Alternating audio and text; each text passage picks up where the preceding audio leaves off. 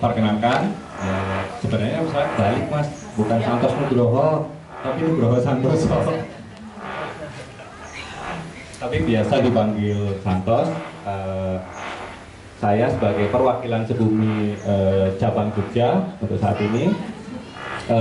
Jadi Sebumi itu mulai dibentuk pada tahun 2018 di Jakarta, yang sekarang menjadi home base kami di Jagakarsa, di Jakarta Selatan. Dan sekarang sudah ada 3 cabang yang lain selain Jogja, Bali, dan yang terakhir di Bandung. Gitu. Karena ini tadi lebih ke exposure-nya ke turisme hijau ya. Jadi Sebumi itu awalnya adalah sebuah perusahaan sosial. Jadi memang benar-benar perusahaan, bukan komunitas, bukan perseorangan. Jadi memang sebuah perusahaan yang bergerak di bidang konservasi dan gaya hidup berkelanjutan. Jadi memang awalnya itu dibentuk oleh teman antar pertemanan yang memang sudah bekerja di bidang mainstream. Istilahnya memang para pekerja. Jadi ada yang di Kepala Taman Nasional, ada di salah satu perusahaan online travel agency, sama satu di pemilik salah satu sekolah di Jakarta. Jadi gitu. Jadi mereka punya kesamaan suka naik gunung awalnya. Jadi berawal dari di naik gunung itu kan banyak sampah. Kita temukan banyak sekali sampah di gunung. Akhirnya mereka bersepakat untuk yuk kita bikin perjalanan yang lebih ramah lingkungan. Jadi gitu. Jadi dulu awalnya mereka cuma ngambilin sampah, akhirnya terciptalah Sebumi itu pada 2018 dengan menawarkan solusi yang perjalanan minim sampah untuk saat ini, gitu, hingga saat ini. Dan khusus untuk di Jogja sendiri, yang biar lebih gampang dipahami bahwa di Jogja sendiri saat ini yang paling sering dilakukan adalah kita lakukan ada namanya Jogja Heritage Green Tour. Jadi mengapa heritage? Karena Jogja kan tidak bisa lepas dari unsur budaya, sejarah yang selalu berada di setiap kawasannya. Dan juga kenapa walking tour? Karena menurut kami itu adalah salah satu solusi paling gampang, solusi paling masuk akal untuk berwisata ramah lingkungan. Karena kita rendah emisi, plus kita sehat, jalan-jalan itu. Jadi dan juga ada juga selain walking tour, kita tiap tahun juga ada kita sebutnya signature trip, yaitu trip yang menjadi khasnya Sebumi. Kita ada 3, yaitu mendaki, merimba, dan melaut. Jadi untuk tahun 2023 kemarin kita mendaki di Rinjani, untuk melautnya kita di Raja Ampat, dan untuk merimbanya kita di Merabu di Kalimantan Timur. Kenapa kita pilih daerah-daerah itu? Karena di sana Sebumi juga berkolaborasi dengan provider setempat sebagai pelaksana lapangan dan untuk mengangkat ekonomi masyarakat setempat. Dan ketambahan juga kita mengenalkan budaya lokal, pangan lokal yang ada di sana. Nah, kembali lagi bahwa turisme tadi pasti meninggalkan emisi dan sebagainya. Makanya Sebumi dengan signature tripnya itu selalu berusaha untuk minim sampah. Dengan cara apa? Kita tidak perbolehkan peserta untuk membawa botol air minum kemasan. Jadi diwajibkan untuk membawa botol minum sendiri. Kalaupun tidak ada, kita sediakan. Kita selalu bawa galon, dan juga nanti ketika berwisata, emisi apa yang kita hasilkan selama perjalanan itu akan kita ganti. Bisa dengan mengambil sampah atau bertanam pohon di site-nya itu sebagai pengganti karbon yang sudah dihasilkan, terutama dari transportasi ya, karena kita lebih banyak berjalan, jadi emisi yang terbesar itu yang dihasilkan dari sisi transportasi. Dan juga tadi ada sedikit sindiran kualifikasi ya. Kalau ditanya background, saya bukan dari teknik ataupun yang relate dengan gereja. Basic saya adalah sastra, Mas.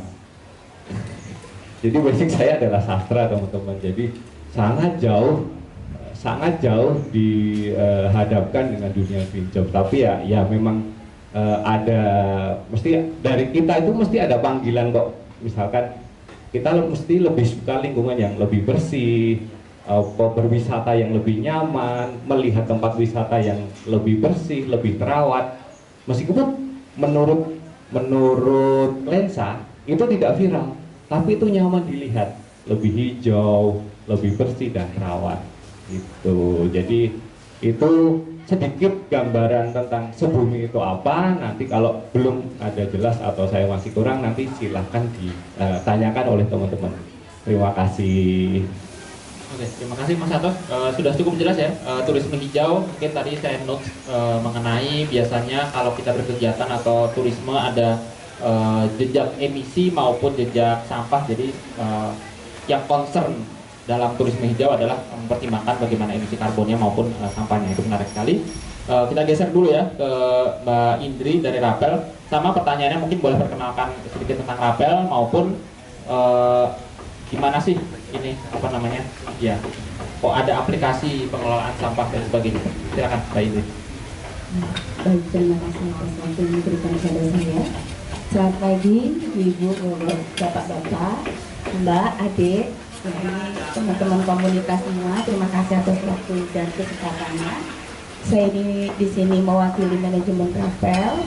Kebetulan beliau lagi ibadah kalau hari Sabtu. Ya. Rapel sendiri adalah sebuah produk yang diluncurkan oleh PT Wahana Underground Energy. Kami perusahaan swasta murni, kantor pusat kami ada di Karawaci, Tangerang.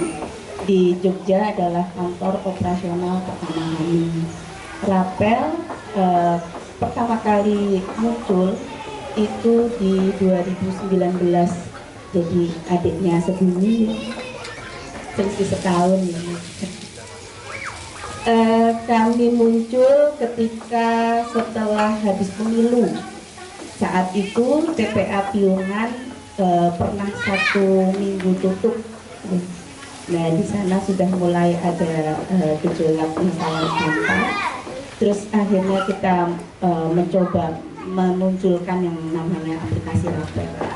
Ya, platformnya memang berupa aplikasi, ya kita pakainya handphone. Terus aplikasi Rapel ini fungsinya untuk memudahkan bertemunya kita sebagai penghasil sampah yang punya kewajiban dan punya tanggung jawab untuk memilah sampah dari sumbernya, dari rumah tangga kita sendiri, dengan pelosok yang keseharian mereka itu mencari berkahnya melalui sampah. Perlu saya tegaskan, yang nama sampah ini berkah ya, untuk pengguna aplikasi Rapel atau pemilik sampah itu sendiri. Berkahnya adalah bagaimana cara kita mengelola sampah, jadi berbuat baik untuk lingkungan, yang nantinya lingkungan juga akan berbuat baik juga kepada kita. Sedangkan berkahnya untuk pelosok yang kita sebut, kalau udah bergabung dengan Rapel itu kita sebut dengan kolektor, drivernya yang ngambilin di rumah-rumah itu berkahnya ya dari uang yang mereka dapatkan, ya dari hasil menjual sampahnya, seperti itu.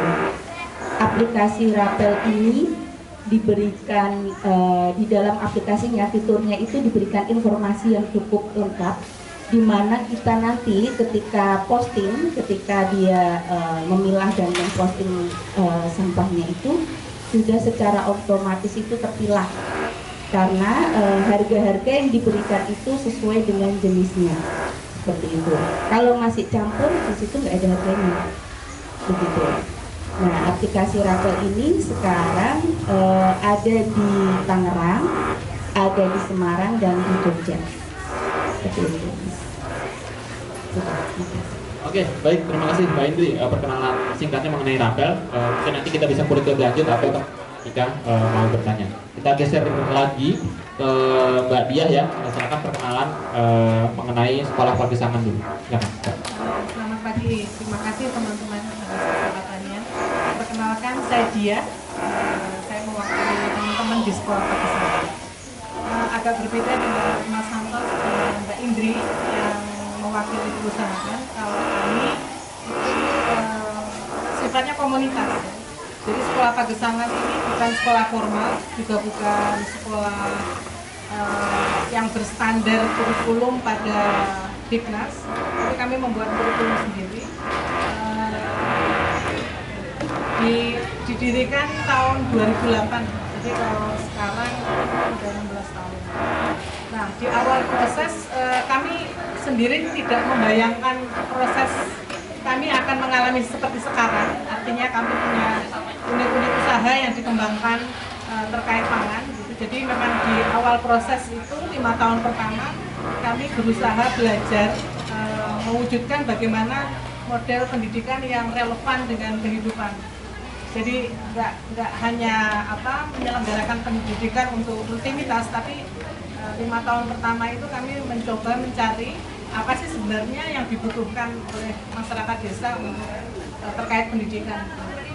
Nah, dari proses 5 tahun itu kami jadi belajar bahwa ternyata di lingkungan kami, kebetulan kami berada di dusunnya itu namanya Wintaos, desanya Girimulyo, Kecamatan Panggang, Kabupaten Gunung Kidul. Itu punya tradisi yang khas terkait pangan, dan akhirnya kami memutuskan belajar tentang pangan itu menjadi tema yang kami pelajari di sekolah Pagesangan. Nah, ternyata dari hasil riset bersama yang kami lakukan, upaya-upaya membangun keberdayaan itu adalah kebutuhan proses belajar di sekolah Pagesangan. Jadi kan 5 tahun pertama tadi kami berusaha mencari apa sih sebenarnya yang dibutuhkan dalam proses belajar, apa yang hilang dari proses belajar yang dilakukan di sekolah-sekolah formal. Jadi kami berusaha mengisi itu. Nah, untuk membangun keberdayaan itu berarti memang salah satu syaratnya adalah harus tahu potensi lingkungan di sekitar ruang hidupnya. Nah, itu yang kami pelajari di sekolah Pagesangan. Nah, setelah mengetahui potensi yang ada di ruang hidupnya, kami berinisiatif di tahun-tahun berikutnya itu untuk membangun usaha-usaha kecil yang bisa dikembangkan oleh kami sendiri, orang-orang biasa. Jadi bukan orang-orang yang pintar, orang-orang yang punya pengetahuan yang cukup. Justru karena kami merasa kami orang-orang biasa, maka masih butuh banyak belajar. Nah, di sekolah Pagesangan memfasilitasi itu, kami melakukan riset partisipatif, kira-kira potensi yang bisa dikembangkan apa.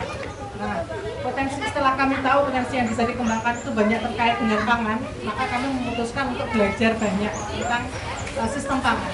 Nah, sistem pangan itu ada mulai dari sistem produksi pangan di ladang, ada sistem pengelolaan, ada sistem distribusi, juga konsumsi. Nah, kami mempelajari itu semua. Nah, dari proses belajar itu kami akhirnya mengembangkan unit-unit usaha kecil yang bisa digunakan sebagai cara menghidupi kami. Tidak hanya menghidupi personal orang-orang yang ada di aktif di sekolah Pagesangan, tapi juga menghidupi gerakan kami. 16 tahun kami berjalan, kami dihidupi dari proses-proses usaha-usaha yang kami kembangkan. Jadi kami tidak pernah menggantungkan pendanaan dari pihak luar, baik dari pemerintah, donor, dan yang lain. Nah, dari proses itu kami akhirnya bertumbuh, mengembangkan unit-unit wirausaha sosial dari desa. Desanya pun kalau teman-teman datang juga tidak selalu digambarkan dengan suasana hijau, walaupun kami bergerak di isu pertanian. Kami tinggal di atas kars, di atas batu karang. Jadi kami berusaha mengadaptasi kondisi yang ada untuk menjadi potensi. Nah, sampai saat ini usaha kecil yang dikembangkan oleh teman-teman sekolah Pagesangan itu sudah berjalan sejak tahun 2014 sampai sekarang, berarti udah sekitar 9 tahun ya mungkin ya. Nah, terus berhasil mengembangkan lebih dari 26 produk yang bisa ditelusuri, jelas ketelusurannya dari lajang bagaimana produksi dilakukan.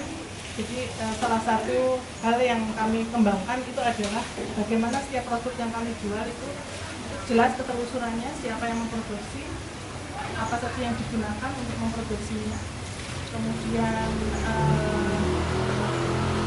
teknik produksinya seperti apa gitu. Jadi kita berusaha membuat produk-produk itu jelas ketelusurannya, baik food miles-nya, jarak tangannya, maupun emisi yang dihasilkan. Ya, masih belum begitu terdokumentasi dengan baik, tapi usaha-usaha itu terus dilakukan. Nah, sebenarnya yang kami lakukan itu sebenarnya hal-hal yang tidak mainstream dilakukan di masa sekarang, karena kami justru berpijak pada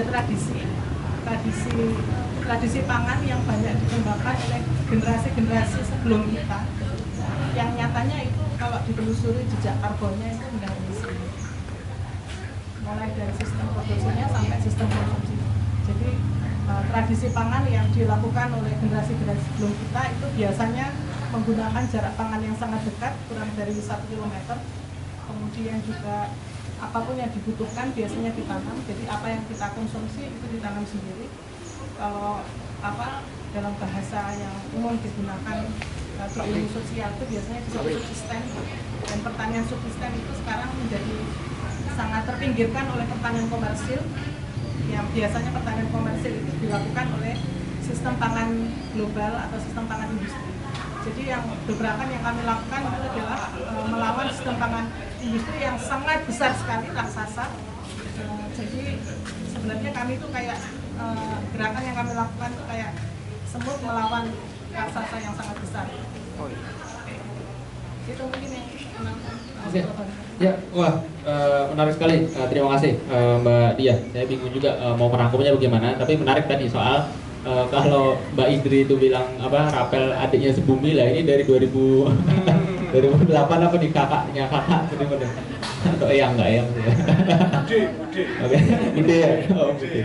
Oke. Ya, menarik sekali. Nanti kita ulik lebih lanjut di pertanyaan selanjutnya. Saya ingin tahu lebih lanjut mengenai bagaimana semut melawan raksasa itu ya.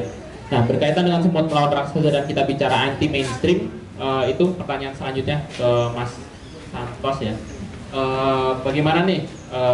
Kan pertanyaan kedua tuh soal bagaimana mendobrak sistem konvensional. Berarti bagaimana pemosisian turisme hijau atau apa yang dikerjakan Bumi ini terhadap turisme konvensionalnya, begitu ya? Sudah cukup jelas, Santos. Ya, silakan. Oke, terima kasih. Jadi apa ya? Mendobrak mass tourism. Sebenarnya nggak mendobrak sih, lebih ke kita memperbaiki atau mengembalikan turisme itu ke ranah yang lebih ramah lingkungan. Jadi ketika di mana-mana mass tourism menggunakan kendaraan yang besar, mereka hanya piknik saja tanpa mempedulikan sampah baik dari konsumsi maupun dari transportasi, dan hanya datang foto pulang. Nah, kita dari Sebumi selalu mengupayakan bahwa kita ke sana itu kita hitung karbon emisi yang kita hasilkan. Dan kita memang saat ini belum bisa menghitung sendiri, kita menggunakan vendor sebagai kolaborator untuk menghitung emisi karbon yang dihasilkan ketika kita berwisata. Misal satu orang itu bertransportasi berjarak berapa kilo, menggunakan misalkan pesawat atau kereta ataupun bis, itu kita hitung karbonnya. Baru nanti kita setelah dihitung, nanti kita akan ganti, misalkan dengan tanam pohon, bersih sampah dan sebagainya. Memang paling gampang atau cara yang paling mudah untuk dilakukan adalah bertanam pohon, mengganti pohon ketika berada di tempat wisata tersebut, maupun dan juga kita sudah berkolaborasi dengan provider transportasi baik udara, darat yang sudah berkomitmen untuk menghitung karbon emisinya. Semisal satu orang satu perjalanan trip pesawat, mereka akan menanam satu tanaman mangrove yang berada di salah satu site-nya Sebumi di TWA Mangrove Muara Angke di Kapuk, gitu, di PIK.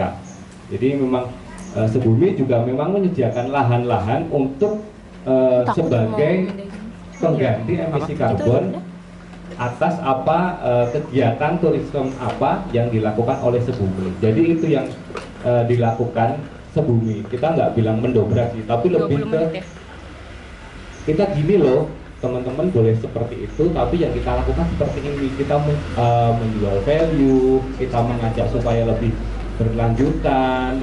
Memang pasti harga itu akan sangat mempengaruhi apa yang ditawarkan ke konsumen, itu jelas. Karena akan ada sub tambahan yang lain dibandingkan dengan mass tourism yang harganya berada di bawahnya, seperti itu. Itu tantangannya di situ sebenarnya. Oke, terima kasih Mas Santos. Nanti kita bicara tantangan lebih lanjut ya. Ya, jadi kalau apa namanya bahasa yang digunakan Mas Santos memberikan pilihan begitu ya. Ada turisme konvensional, kemudian wah ini ada ini pilihan lain nih bagi yang punya concern ramah lingkungan begitu ya. Oke, bagaimana dengan Mbak Indri mengenai pengelolaan sampah ini? Mungkin apa selain aplikasi, berarti kan masyarakat sejauh ini pengelolaan sampahnya bagaimana, mungkin ada bank sampah dan sebagainya, kemudian Rapel hadir begitu ya. Jadi pemosisian Rapel di tengah-tengah sampah yang biasa dikelola masyarakat. Silakan. Baik, Rapel sendiri itu kan diluncurkan pakai smartphone ya.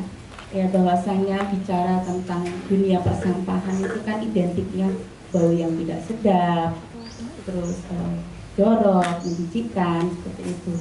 Nah, dari Rapel sendiri itu kita menggunakan teknologi yang dimana dari sumbernya, ketika sampah itu yang namanya sampah organik yang bisa bau, yang menimbulkan bau itu, dengan sampah-sampah anorganik yang biasanya itu kita sebut calon bahan baku industri. Karena itu sebenarnya kalau belum sampai bercampur dengan sampah organik, itu dia tidak akan bau. Jadi ketika kita memakai aplikasi Rapel, harapannya karena di situ udah ada pemilahan sesuai jenisnya, harapannya itu di rumah pun tempat sampah itu sudah bisa dibagi dua minimal, terpisah. Jadi dengan aplikasi Rapel kita mengharapkan supaya masyarakat akan merubah pola di mana kalau kita punya banyak tempat sampah tapi fungsinya hanya satu untuk membuang sampah, kita coba ubah menjadi yang tempat meletakkan sampah yang sesuai dengan jenisnya. Sampah itu bisa bau, bisa jorok kalau kita campur. Terus waktunya sehari, 2 hari, 3 hari. Nah dari situ Rapel coba pakai smartphone di mana kita biasa pegang kemana-mana, apalagi anak-anak muda ya. Kita mau belanja pakai HP, kita jalan-jalan seperti yang Mas Agus bilang, kita foto-foto pakai HP. Nah kita coba pakai yang namanya HP itu untuk mengelola sampah kita. Jadi kalau sampah yang anorganik itu sudah kita pisahkan dari organik, maka yang namanya bau-bau, menjijikkan dan kotor itu tidak akan terjadi. Kita cegah di situ. Dan dari situ setelah sampah organiknya, dari kami juga ada beberapa yang divisi edukasi. Kalau nanti ibu-ibu yang tidak biasa pakai smartphone, biasanya nih smartphone-nya yang canggih-canggih itu dikasih ke putra nih, anak-anaknya ya. Tapi ibu-ibu di rumah yang ngurusin semuanya yang ada di rumah. Pokoknya omah resik kuwi yo ibu urusannya. Dari situ kita juga memfasilitasi dengan adanya pendampingan dan edukasi pembentukan bank sampah. Jadi nggak melulu harus pakai handphone, tapi kita juga adanya pendampingan. Nah di situ harapannya dengan adanya bank sampah yang terbentuk di setiap wilayah, sampah-sampah yang kita mikirnya aduh ini repot, nggak ada waktu dan lain sebagainya, kita coba ubah bareng-bareng yang dimana polanya itu yang nggak ada waktu untuk memilah sampah tapi ada waktu untuk lihat sosmed. Itu kita coba untuk ya wis nek nggak cepet coba kamu deh bagi 2 tempat sampahmu. Yang busuk-busuk kamu kasih plastik, yang nggak busuk-busuk ini nanti calon yang bisa diupload di aplikasi Rapel. Nah dari situ tiap kali edukasi kita nggak hanya membahas tentang sampah anorganik saja. Kenapa kita yang pertama kali kita konsennya di fokusnya di sampah anorganik? Karena sampah anorganik itu sebenarnya yang buat kan pabrik ya, butuh mesin satu jenis plastik aja itu satu mesin harganya ratusan juta. Jadi kita nggak perlu satu wilayah beli mesin ini beli mesin itu, nggak perlu. Yang perlu kita lakukan adalah menyalurkan. Nah setelah sudah terpisah, sampah organiknya kita edukasi untuk dikelola melalui ember tumpuk, melalui rosida, melalui takapura, seperti itu. Harapannya pengelolaan sampah mandiri itu dilakukan di tiap rumah tangga itu sendiri, seperti itu. Jadi yang tadinya kita mikirnya sampah itu jijik, sampah itu kotor, orang yang ngurusin sampah itu orang-orang yang hanya perosok, yang pendidikannya rendah, seperti itu. Nah saya dulu backgroundnya adalah seorang kolektor, seorang perosok yang ngambil-ngambil di aplikasi tersebut, dan saya juga punya pendidikan. Dan kita punya kesempatan loh untuk mengedukasi masyarakat setiap kita ngambil sampahnya, seperti itu.